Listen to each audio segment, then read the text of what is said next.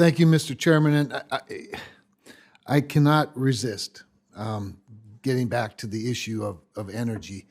You said a couple of questions ago that that oil producers in the United States didn't adequately anticipate, or something to this effect, anticipate the robust return to demand, and that as a consequence, they did not respond by producing quickly enough. Is that basically what you said? Well, prices were very low for a time. Many energy companies suffered losses.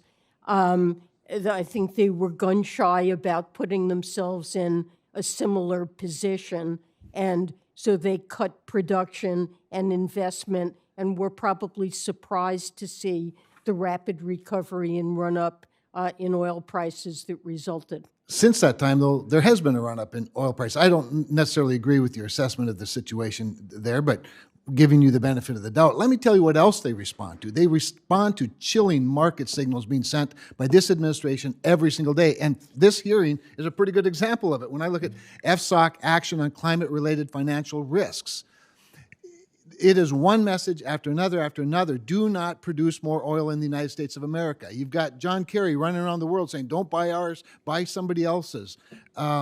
You've got the moratorium on federal drilling. You know, now they open up 20% of the available drilling, but then they announced that they're not going to allow any drilling on the 20 acres that are open for easement, or 20% open for easements.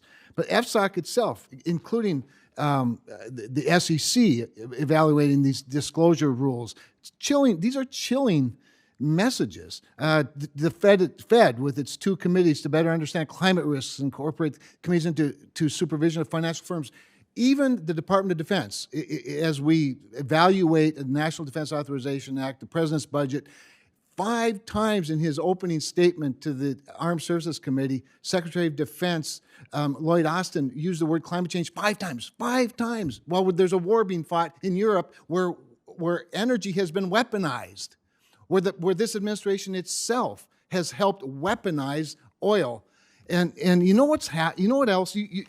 Earlier, Senator Cortez Masto said inflation started with a $1.9 trillion tax cut, and that they're what led to an economy. Let me tell you what they led to. They led to an economy where we became energy dominant, because not only did the previous administration cut taxes, it cut regulations. And we became the #1 producer of oil and gas in the world. And our dominance at that same time lowered greenhouse gas emissions. If the goal is better climate action, produce more in the United States. We are living at a time when our friends in Europe are pleading with us. They voluntarily cut themselves off from hostile energy production in Russia and other places.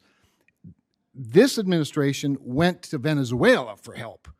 And then they went to the SPRO, to your point. And now we have, not completely depleted, but less oil in the Strategic Petroleum Reserve at a much higher price to replenish it. It's done nothing to help inflation. It's only helped drive up costs. I could go on and on. I don't want to be the person that doesn't give you a minute to respond to all of this, but I'm all for aspirations. And I think a 2050 fantasy is a great aspiration. But there's a 2022 reality facing the American consumer, facing the globe, facing national security, international security. And I just think, let's get every regulator back in their own lane, and let's deal with the reality in 2022. I'll give you a moment to respond. Well, I agree with you that there is going to be a transition path with respect to energy, and I don't think that anybody believes that we can switch completely to renewables in the short term.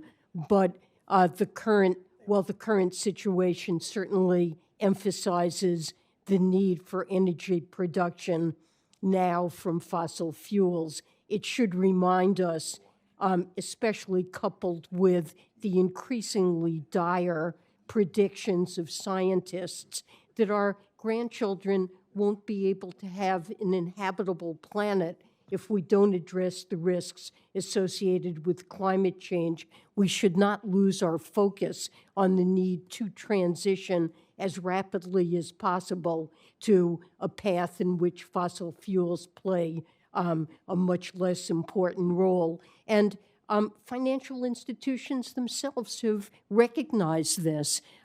There's an alliance called GFANS that almost all the large American banks voluntarily signed up with, that they've pledged voluntarily to align their own lending portfolios with a net zero by 2050 approach. So medium term, we need to move away from fossil fuels. Short term, obviously, we have a problem. And in the transition, though, we ought to be producing more American fossil fuels, because as we produce more American fossil fuels and sell into the global marketplace, we reduce the emissions. We create a transition that's both useful for the investor and useful perhaps for those who are worried about climate change.